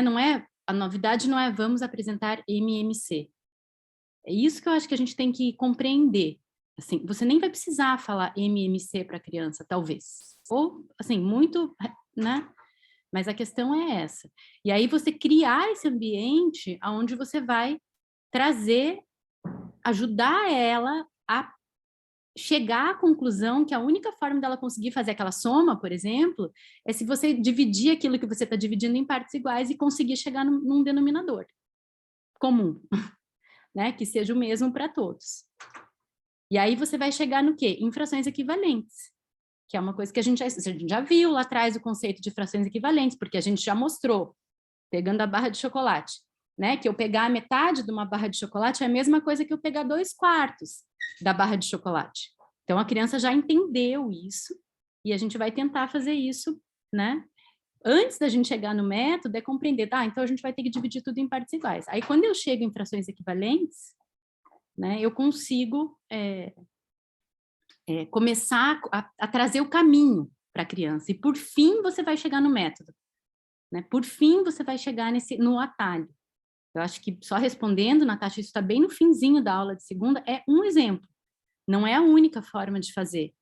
Mas a gente falou muito na segunda-feira sobre isso, assim, sabe? Sobre fazer a criança chegar nesse lugar de entender em algum momento que ela vai ter que trazer denominadores comuns, que é o único jeito dela operar com frações com denominadores diferentes e achar frações equivalentes que tenham denominador comum. A Nicole tem um exemplo, não sei se é isso que você vai trazer, Nicole, agora, que eu acho que é muito bom também, assim, que é de você fazer duas frações diferentes chegarem em frações equivalentes até as crianças mesmo perceberem. Nossa, em algum momento aqui, essas duas frações têm equivalentes que têm o mesmo denominador. E aí eles vão falar, opa, esse eu posso operar com esse. Chegaram, né? Isso vai um tempo, assim, né? Até eles chegarem, né? Eles mesmos chegarem nessa conclusão, olha, aqui eu tenho, né? Em algum momento eles chegam, fazendo equivalente, eu chego aqui. Opa, não tem um jeito mais rápido de eu fazer isso? Será que não tem uma outra forma da gente fazer isso? Alguns vão, né? Algumas crianças vão alcançar isso antes, algumas a gente vai ter que conduzir. Mas eu acho que dentro da pedagogia Waldorf é entender esse processo. Que a gente vai ter que ir construindo esse pensamento até que se chegue numa conclusão e até que se possa apresentar um atalho. Que talvez eles mesmos cheguem, dependendo, né? Mas... E no caso, talvez eles não cheguem e a gente não apresenta. Isso é uma escolha bem pessoal. E talvez tenha uma pressão maior dentro de uma escola do que em casa para chegar nessa tal e apresentar isso. Mas, por exemplo, minha escolha pessoal, como eu não estou respondendo ninguém nesse momento, é de realmente, eu não vou apresentar essa atalho no quarto ano. Eu não apresentei, porque isso chega de novo no sexto ano com exponentes. Então, quando você precisa achar, você recebe um produto e você precisa achar os exponentes que somem aquilo. Como que você abre, como você acha o problema dos exponentes que chega naquela solução, naquele número. Então, você vai ter isso e naquele momento você vai voltar lá para o quarto ano, por todos esses problemas que você estava fazendo e fala, nossa, como isso era difícil. E aí? Porque assim, né, é aquele tempo de dormir aquilo, sabe? Então, tudo bem, você pode já apresentar essa atalho no quarto ano, só que eles perdem, eu acho que eles perdem um pouco essa coisa de precisa trabalhar aquilo bastante. Então, aquilo, tem algumas crianças que vão chegar nessa atalho sozinho, e tudo bem. É igual aquela criança no primeiro ano que, de repente, está fazendo matemática e lendo realmente sozinha. Sabe? Realmente sozinha. Tudo bem. A gente nunca vai limitar uma criança no seu desenvolvimento. Ela está chegando lá sozinha, nossa, voa, criança, sabe? Porque, de alguma forma, ela é um gênio, ela tem aquilo muito forte dentro dela, e claro que a gente quer que ela desenvolva isso bem. Pelo contrário, minha filosofia é segurar um pouco, e só vai... Porque a gente pode trabalhar só com números menores no quarto ano, a gente não tem por que a gente trabalhar com números grandes no quarto ano, onde a gente precisa usar o atalho. A gente, como educadoras, a gente pode escolher estrategicamente os números que a gente está trabalhando e só guiar eles naquele processo horizontal. Eu acho que isso ajuda eles a absorver um pouquinho melhor isso. E depois a gente acorda aquilo de novo e que a Laida falou, a gente vai um passo a mais. Então, você está no quinto ano, tá bom, o que a gente fez no terceiro e quarto ano? Agora vamos fechar aquilo. Porque eu gosto sempre de falar com as meninas, e eu vou repetir isso sem fim, é que a gente tem tempo, sabe? Não tem porque a gente chega no vestibular no quarto ano. É muito melhor ir menos do que mais. Porque no final do ano a gente quer que a criança fale, eu entendi o que a gente fez na matemática este ano. Sabe, é muito mais interessante não perder uma criança naquele ano do que chegar no BNCC e falar, eu completo. check, eu fiz a MMC, eu fiz a MDC. Então, essa é sempre minha filosofia pessoal, na verdade, ir de o menos, de aquela criança se sentir muito bem com aquilo, e depois, na próxima época, a gente vai um passo a mais.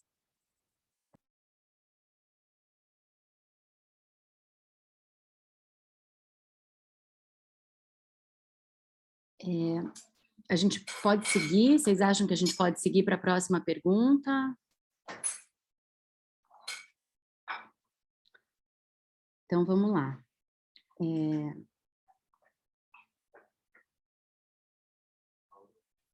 Eu vou só... Tem uma pergunta da Ju, que estava antes aqui, sobre se as crianças escrevem com giz, ou se elas apontam o giz.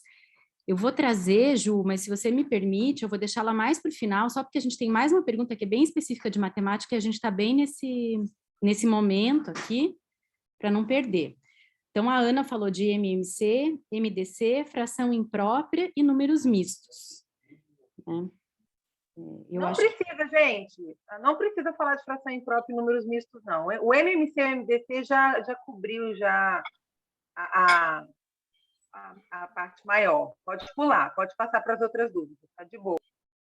Então, tá bom. Se alguém tiver alguma coisa sobre isso, então, agora é o momento. Alguém quer aproveitar a dúvida da Ana para já entender um pouco melhor de fração própria, imprópria, aparente? Ou está todo mundo bem ou a gente pode seguir?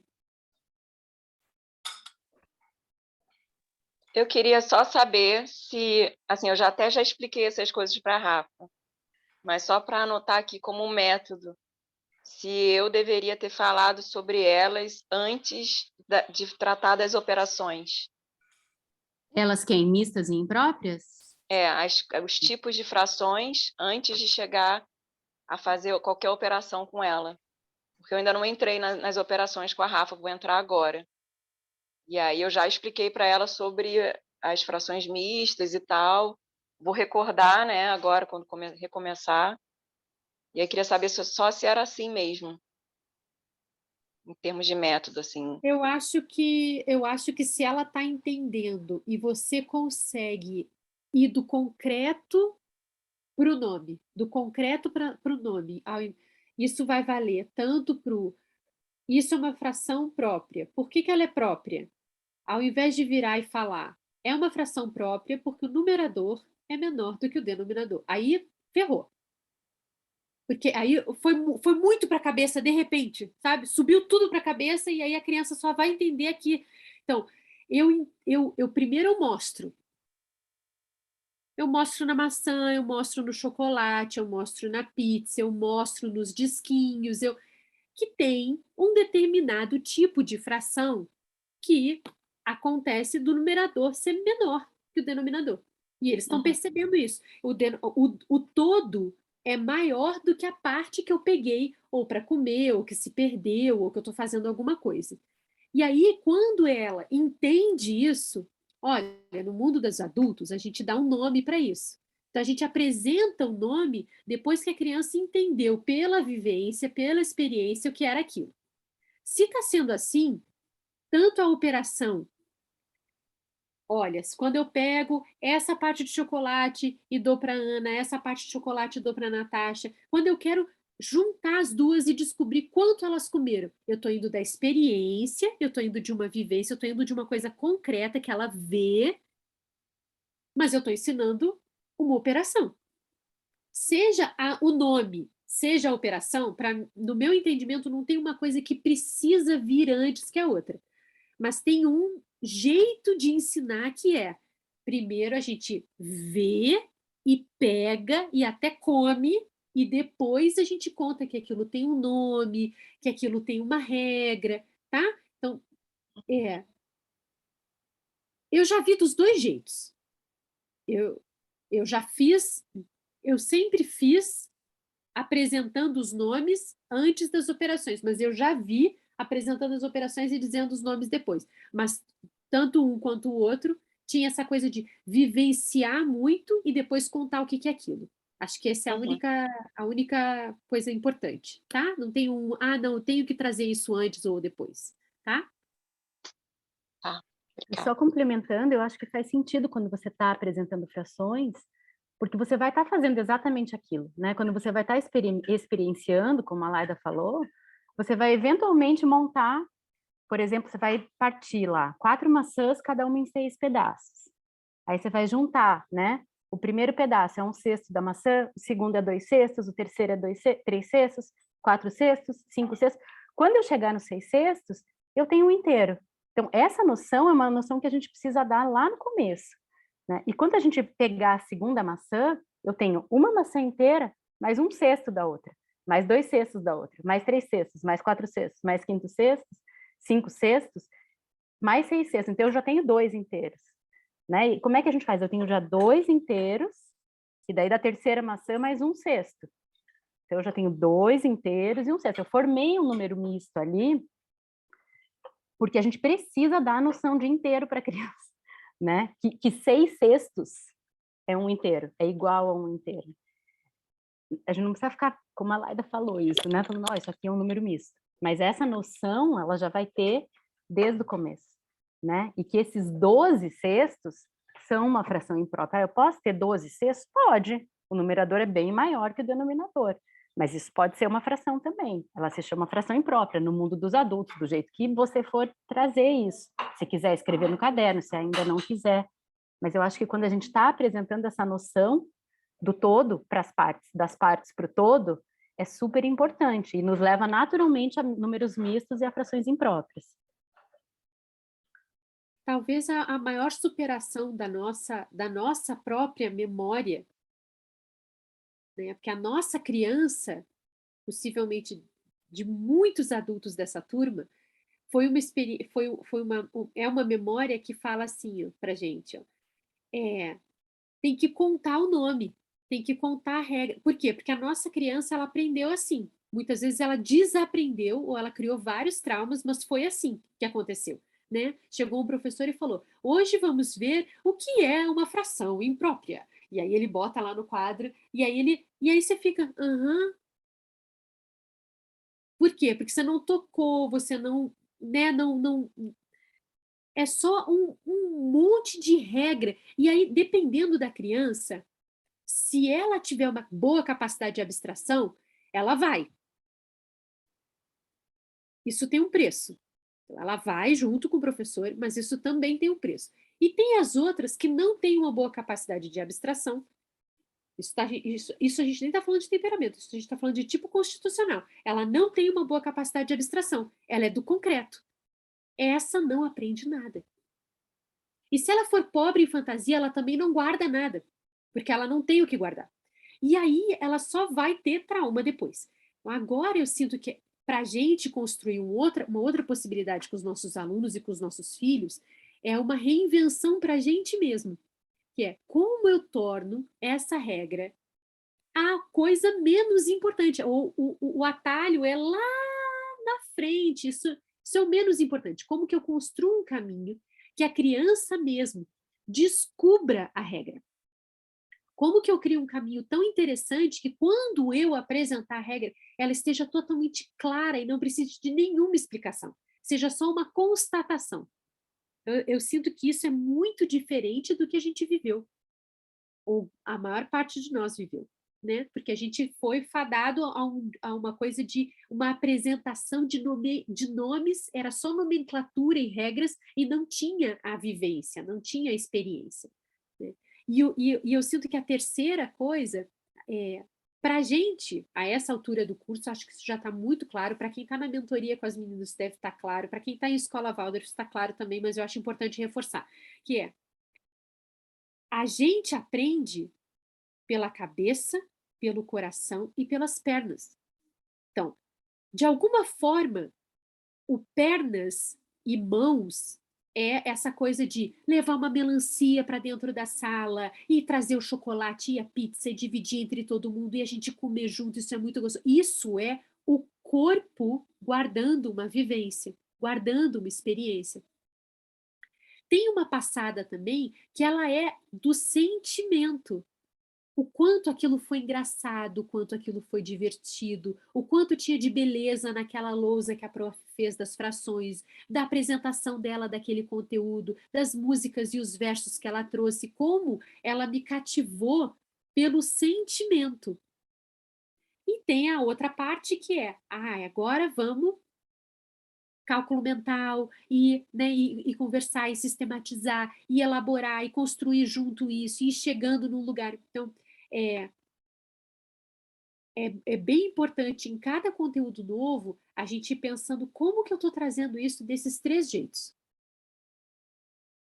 Porque, às vezes, eu vejo também uma coisa que fica capengada para o outro lado, dentro do mundo Waldorf, que é ter muita perna. Mas na hora de sistematizar, na hora de contar qual é o atalho, na hora de dar o pulo do gato, na hora de chegar numa coisa, que é botar a cachola para funcionar e levar as crianças junto pela cabeça, porque imagina, no 4º ano, elas já estão sedentas por isso. Aí fica faltando uma coisa, sabe? Fica faltando isso, porque eu não estruturei, eu não tinha isso como um objetivo. Né? Então, essa imagem, né, de, olha, no mundo dos adultos, isso chama assim. Isso, né? E, olha, como será que no mundo dos adultos, tendo esse desafio sempre, como será que eles fazem isso com esse trabalhão todos? Né? Todo esse trabalho, com toda essa quantidade de número. Aí eles devem ter arrumado algum jeito. Vamos pensar nisso? Então, provocar as crianças para pensar, né, nessas estratégias e convidar elas mesmas para trazerem as soluções não esquecer da cabeça. Então, a gente não pode nem supervalorizar a cabeça e nem desprezar a cabeça. Ai, não, eu quero que minhas crianças tenham muita perna e muito coração. E aí a cabeça fica... Aí na hora que a gente... Não, a gente tem que chegar nesse lugar também, né? Então, acho importante dar uma reforçada nisso, porque a partir do 4º ano vocês vão sentir que isso é uma parte do planejamento, já que hoje a gente falou bastante de planejamento, né? É uma parte do planejamento muito importante. A gente tem que entender que uma coisa nova, ela chega pelo concreto, ela chega pela vivência, ela precisa apaixonar a criança, ela precisa chegar no coração, mas e a cabeça? O que acontece na cabeça? Como eu estou colocando a cabeça da criança dentro dessa construção? Então, eu vou juntar 2 perguntas aqui, a da Milena lá no WhatsApp, né, pedindo para falar sobre números primos, e a Natasha aqui perguntou também, Laida, você explica os números primos no MMC? Então, acho que a pergunta aqui é sobre números primos, quando eles chegam e etc. Né? Tem muito professor que não vai explicar agora. Agora vai só mostrar. Aí, de repente, pode anunciar isso de alguma forma, sabe? Olha, toda vez que eu estou fazendo a faturação aqui, vocês já perceberam que tem números que eu só vou dividir 1 hora, né? Ou vai ter uma criança que vai virar e vai falar isso. Pronto, já reparou que aquele número ali, ele só divide por ele mesmo? Que interessante, né? O que será isso? E aí você fica, isso é uma coisa muito interessante e tal. E aí você cria um clima assim, mas você não chega e fala, isso é o número primo. Porque no 5º ano, eles já vão ter feito tanto que vai ficar meio orgânico para eles. Eles já vão ter vivenciado e aí o atalho, né, a explicação, a nomenclatura, ela vai fazer sentido. Desmistificando o número primo. O número primo é aquele número que ele só é divisível por 1 e por ele mesmo. E aí um bom exercício para a gente, como educador, de fazer é fazer uma lista bem grande de números, com espaço embaixo, assim, e ir fazendo essa experiência de dividir 1 por 1. Todos, não vai ter nenhum que não vai ser divisível por 1, mas vão ter outros que vão ser divisíveis por vários. Então, dá um exemplo, Laida, de um número que não é primo. Ora, o 4. O 4 eu vou dividir por 1 e vai dar 4. Eu vou dividir por 2 e vai dar 2. Por 3 eu não vou dividir, mas aí depois eu chego no 4, que é ele mesmo. Então, ele não é primo, porque ele divide por mais números do que ele e o 1. Tá? Então, uma boa estratégia para a gente guardar isso, a gente, tá? A gente não vai fazer isso com as crianças, mas a gente entender o que é o primo. E depois, na hora de fazer MMC, eu não sinto que a gente tem que apresentar, mas eles vão vivenciar isso, eles vão ficar, olha que interessante esse número. Ele nunca divide por outros, ele só divide por eles. E aí, quando a gente apresenta no quinto, aquilo faz sentido. Ele, é mesmo, prof, não te contei? Tinha reparado nisso naquela época lá da MMC, que na fatoração esse número era danadinho, não dividia por ninguém. E aí aquilo já está totalmente internalizado para ele, né? Um bom truque que eu sinto de número primo deve ser aquelas coisas que a gente também aprendeu na escola só pela regra e não fez sentido nenhum, e aí todo mundo guarda num lugar assim meio cabreiro, né? Meio tipo, ai meu Deus, o que é número primo mesmo? Nossa, eu nunca sei o que é isso. Porque o professor ele não explicou, né? Ele deve ter só. Mas desse jeito eu aprendi. Foi como me cativaram no seminário. Eles falaram, faz uma lista gigante, vai até os 50. Vai embora e descobre. Aí vai chegar uma hora que você vai entender que, a partir de um determinado ponto, não tem mais como ser primo, porque sempre vai dividir por muitos outros números, mas é uma vivência. Eu estou constatando aqui, ó. Eu estou anotando e estou dividindo, mesmo que seja mentalmente, e estou achando, e aí, aqui, ó, não tem mais como, a partir desse número, ser número primo, porque sempre vai dividir por outra pessoa além dele. Então, a gente é bem legal assim, a gente fazer, e eu sugiro ir embora, vai embora, porque tem número, a gente fica achando que é número pequeno, e tem número grande que é primo, tá? Achei legal que vira um trabalho investigativo, né? Eu vou até 100 com eles.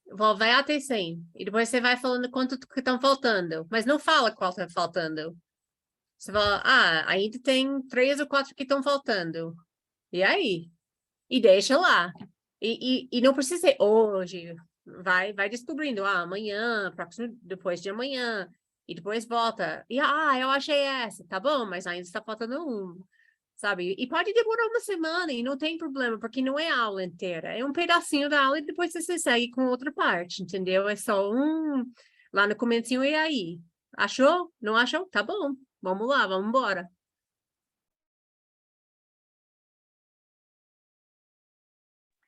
Tem uma maneira bem visual também, assim, não é esse desafio, né? Isso a gente vai fazer com números menores, obviamente, mas só de introduzir a questão dos fatores, né? Da fatoração, que é usar a imagem do arco-íris.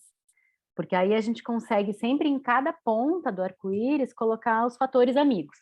Então, é o arco-íris dos fatores amigos. Então, por exemplo, a gente vai fatorar um número, né? 12. Então, quem são os primeiros fatores que formam 12? Então, a gente desenha lá de vermelho, né? O primeiro arco do arco-íris, o 1 e o 12, eles mesmos. Quais são o outro par de fatores amigos que vão resultar em 12? O 2 e o 6. Vai ser o nosso arco laranja, cada um deles em uma ponta. Né? O 3 e o 4. E aí a gente faz mais um arco do nosso arco-íris. E eles vão ver que, eventualmente, o 17 tem um arco só tem o 1 e o 17, ele é só um arco vermelho. Assim como, sei lá, o 3, assim como o 5. E aí eles conseguem visualmente também, sem a gente falar esses são números primos, ver que tem um conjunto de números que tem um arco só, que o 1 e ele mesmo. Isso é um jeitinho de introduzir também, visualmente, de uma forma bem assim suave, sem falar números primos. E quando a gente for trazer números primos, que pode ser até no 5º ano, eles já entenderam e já visualizaram isso de uma forma muito clara, né? Os números compostos têm uma composição de fatores ali. Os números primos só têm 2. Um e ele mesmo, né? Mônica, você tem essa imagem? Tenho. Eu posso fotografar e colocar no material de sexta. A gente falou na aula de segunda de botar essa imagem Faltou, né? Na apresentação de sexta. Na apresentação de sexta, no material que vocês recebem na sexta-feira. E essa dinâmica do arco-íris, ela é muito boa para o MDC, porque aí eles também vão enxergar, né? Olha, eles têm um arco aqui que é igualzinho. Eles vão ver Então, é isso, a gente trazer esses recursos que são visuais, né? Que são concretos. A Natasha perguntou aqui sobre os exemplos dos bastões, se é uma brincadeira. Foi uma pergunta que a Fabiana também fez lá no chat, pediu um tutorial, enfim. Não sei se dá para de algumas dessas brincadeiras. Para mim, eu careço muito, assim, de opções de brincadeira, sabe? Se você tiver exemplo.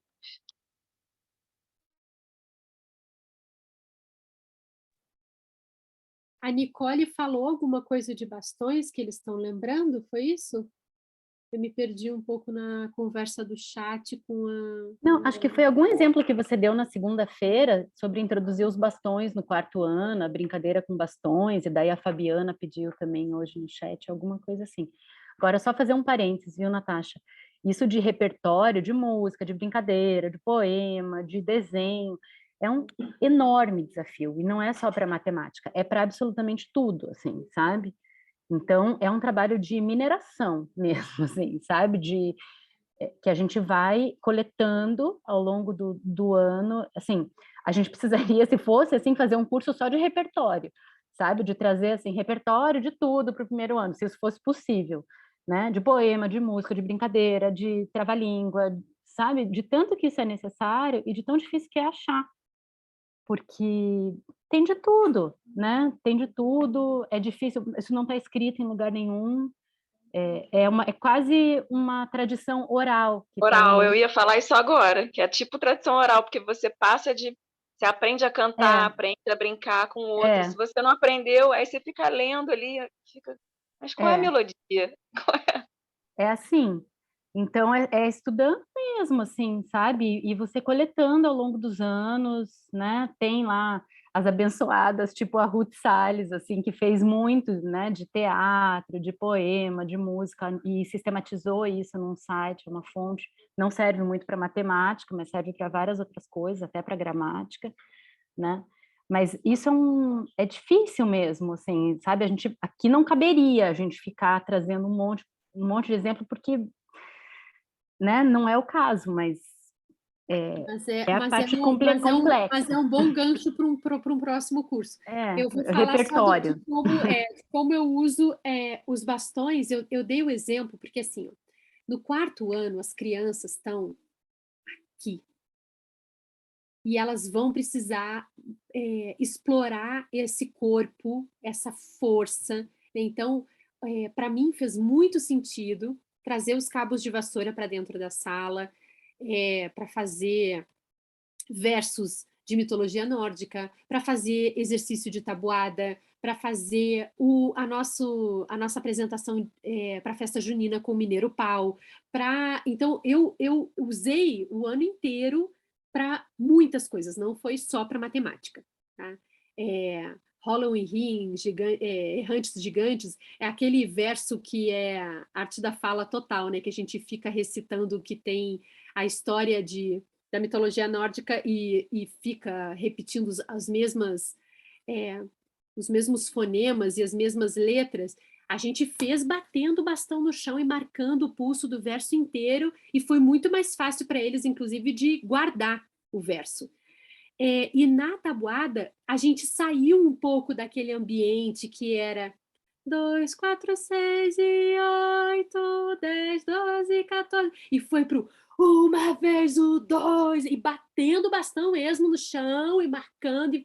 E no trabalho manual, a gente está fazendo ponto cruz, então eles estão muito introjetados pela simbologia da cruz. Então, cruzar os bastões e bater o bastão no chão é uma coisa, assim, muito fácil de fazer no quarto ano. Eu já vi professor querendo, na minha escola mesmo, né, na escola que eu trabalhava, querendo trazer os bastões antes. Era uma coisa completamente caótica. Segundo ano, as crianças batiam o bastão em qualquer lugar, na cabeça um do outro, sem querer, eram completamente desorganizados com bastão, entendeu?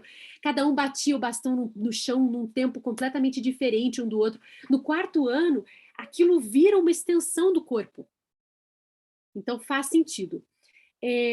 Então, aqui eu consegui dar alguns exemplos. Assim, a gente usou na apresentação da festa junina, aqui na região que eu moro bem perto de Salinas, que tem uma galera que ainda cultiva essa tradição das festas de João muito forte, e aí a gente foi acampar lá e ver uma festa junina que eles pulam a fogueira e apresentavam um monte de coisas, e aí eu me encantei com o Mineiro Pau, que eu não conhecia, e aí comecei a estudar e aprofundar, descobri um grupo na cidade que fazia, e aí me ensinou uma música, e aí a gente apresentou que era com bastões, e na tabuada era exatamente o mesmo treino. Só que aí você pode também, dependendo da turma, jogar com isso, né? Pode vir de trás para frente, pode fazer com a divisão, né? Quanto que é o 12 vezes o 2? A gente precisa fazer sempre uma vez o 2 é igual a 2. Né? A gente pode vindo ao contrário, a gente pode ir dividindo, a gente pode fazer um monte de coisa, pode fazer com o grupo todo em roda, ao invés de ser duplas. Enfim, tem bastante diversidade. Eu pensei de gravar pelo menos uma tabuada com um dos meninos, porque quando fala de gravar uma coisa, tem sempre um que vambora, mãe, vamos gravar, quero aparecer. E aí, pelo menos para vocês terem referência do que fazer com a tabuada, com o bastão, aí é só uma referência mesmo, né? Porque tem milhares de possibilidades de como usar o bastão.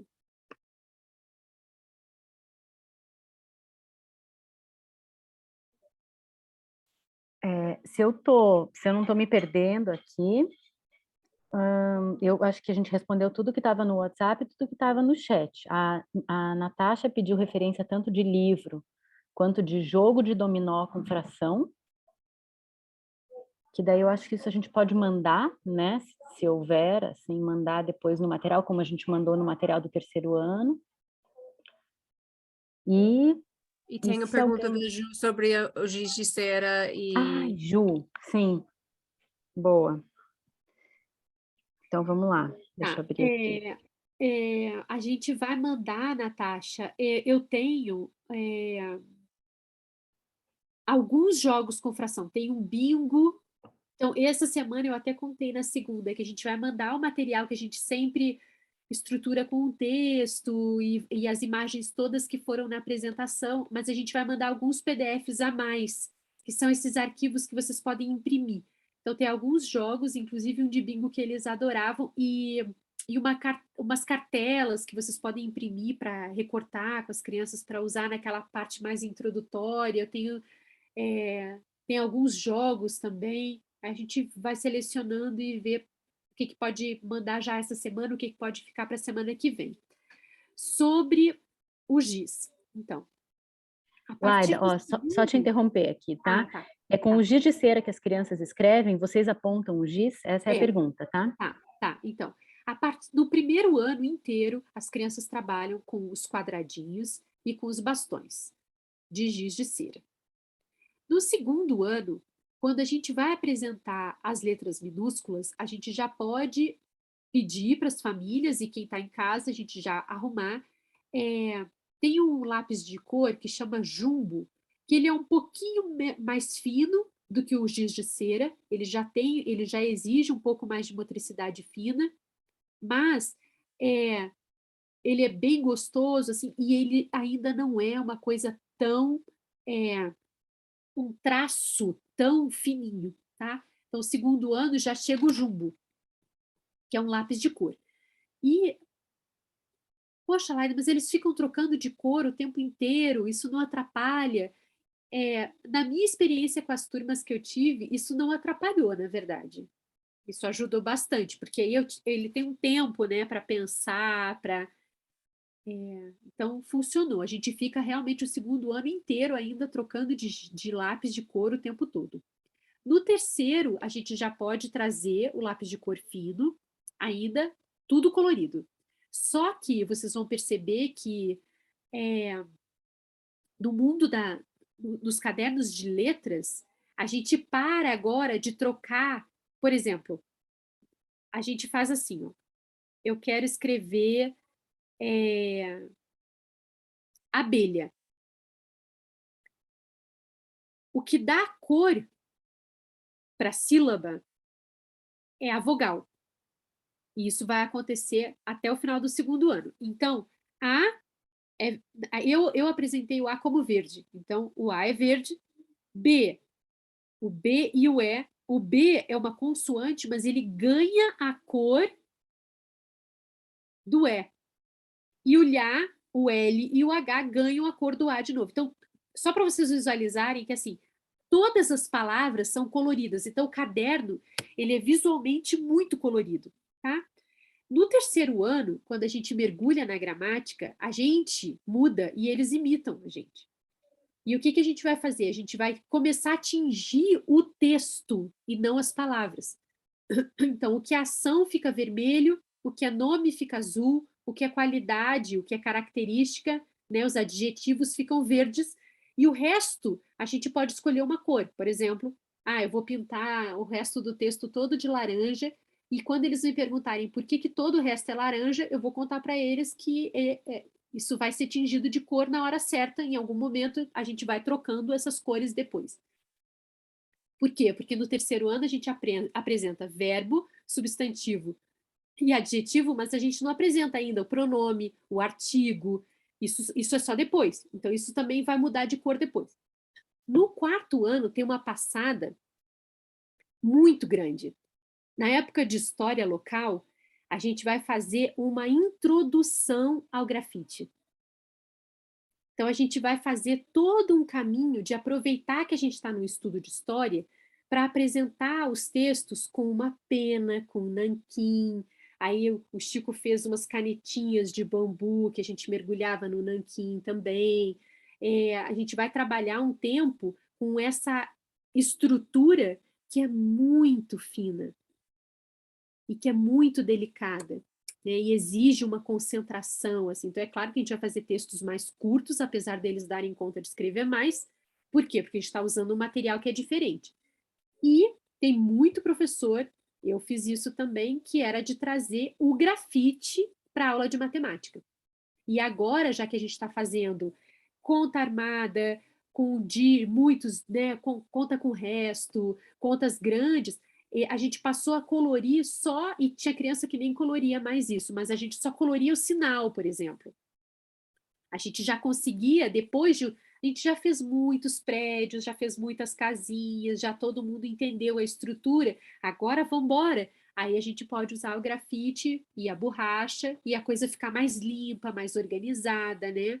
Isso foi assim. E os outros textos lá? E no caderno de antropologia, zoologia, e no caderno de, sei lá, no quinto ano de botânica, ou no meu caderno de mitologia nórdica, tudo coloridinho, só que eu vou fortalecer esse aprendizado da estrutura da frase. Então, não vai ser mais as palavras todas coloridas, vai ser um texto todo colorido. Onde eu acordo o que a gente já entende e o resto eu posso deixar dormindo, né? Então, eu posso continuar mantendo muitos elementos das frases com a mesma cor e outros a gente tá treinando. Olha, todas as ações são vermelhas e todos os nomes são azuis. Então, o caderno ele continua muito, muito colorido até o quinto ano. Ele continua coloridão, tá?